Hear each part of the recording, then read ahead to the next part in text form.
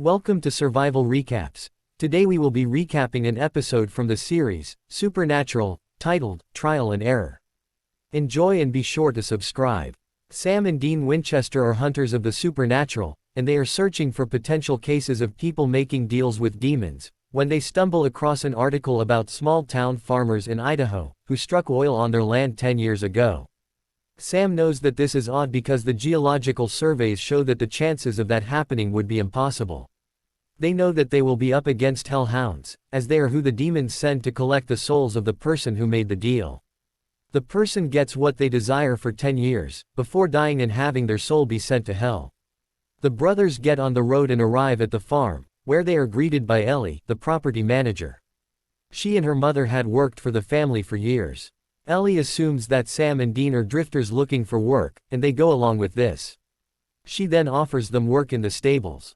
Suddenly, Carl Granville, the husband of Alice Cassidy, walks up and introduces himself, and jokingly refers to himself as just a trophy husband.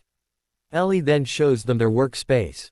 It is here that we see Alice Cassidy, and she starts yelling at Ellie because Ellie asks her about buying better horse food. She tells Ellie that the land and the animals belong to her, so Ellie will do as she says, before walking away. Ellie leaves, and Sam and Dean start thinking about who out of the three would be capable of selling their soul for wealth. They rule out Carl and Ellie, and set their attention on Alice. It is now late at night, and Carl and Alice are inside the home having dinner, when suddenly they hear a loud howling noise. Carl suspects it was just a wolf. And Alice goes to check the horses. Back in the house, Carl is eating, when he starts to hear the growling coming from inside the home. Just then, the invisible hellhound jumps on him, tearing him to shreds. The cops arrive and collect Carl's body, ruling the cause of death a wolf attack. Ellie starts making calls to the rest of the Cassidy family. Sam and Dean prepare to leave, believing it was over now that Carl was dead. They go check on Alice before leaving, and she says she's fine, but she can't remember why she even loved Carl. She says that she actually used to bully him. But suddenly 10 years ago they reconnected and it was like magic. It is clear now that Carl made the deal for Alice's love.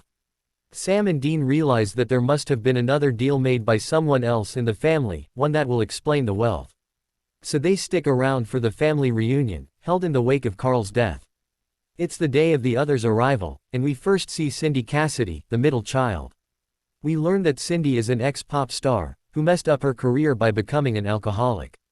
We then see the youngest daughter, Margot Cassidy, who ran away from home about 10 years ago, and has been living in Paris since. Ellie has Sam and Dean to pour drinks, and work the grill for the dinner. At the dinner table, we meet Noah Cassidy, head of the Cassidy family. And we learn that Cindy has animosity towards her father, for recently marrying a much younger woman. Margot tells Cindy to have respect for Alice who's mourning. Cindy says that Margot is right, and says they should each give their fond memories of Carl. She then looks at Margot, and asks if Carl was a good lover. Alice sits there in shock, and Margot admits that it was before the two of them got together. Their father co-signs, saying it was back when Margot was fat, and Cindy was sober. Dropping the issue, the family realizes that it's been years since they've had dinner together. Cindy says that it was in the old house, when their father invited a crappy salesman over for dinner. They recall his name as Crowley. Sam and Dean are in the kitchen when they hear Crowley's name. Crowley is a high-level demon, and they are surprised that Crowley made the deal, because it's below his pay grade. The hellhounds can be seen only by those who are damned or by an object that has been scorched with holy fire. So Sam and Dean leave the house to get their holy oil ready. They choose to scorch glasses, which will allow them to see the beasts. The father, Noah, wants to go on a hunt, so Sam has to follow him and Margot into the woods. In the woods, Sam, Margot, and Noah get separated, and suddenly we hear Margot scream, and they find her with her neck ripped open. Sam and Noah then run back to the house. Back at the house, Sam and Dean demand that they confess if any more of them have sold their soul. Dean tells them that the salesman who they had dinner with, Crowley, was a demon. They accuse Sam and Dean of being crazy, but Sam and Dean ignore this and go to seal up the house. The plan is for Dean to go outside to Huni and kill the hellhound before it reaches them, while Sam stays in the home guarding everyone from the inside. Sam doesn't like this idea but Dean leaves him no choice. Dean puts on his glasses and goes walking around the property. Back inside the house, the Cassidys are accusing each other of selling their soul. Cindy accuses her father and her father accuses her, saying how she has no talent but had a music career. They then turn their anger on Sam, asking him why he even assumes that they made demon deals. He says it's because they struck oil, where there was no oil.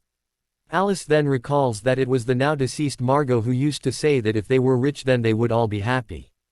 And everyone realizes that it was Margot's deal that brought the oil. Outside, Dean hears music and walks into the stable, towards Ellie's room.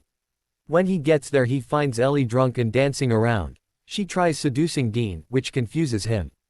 Ignoring this, Dean tells her that there is something evil surrounding them, and she needs to stay inside.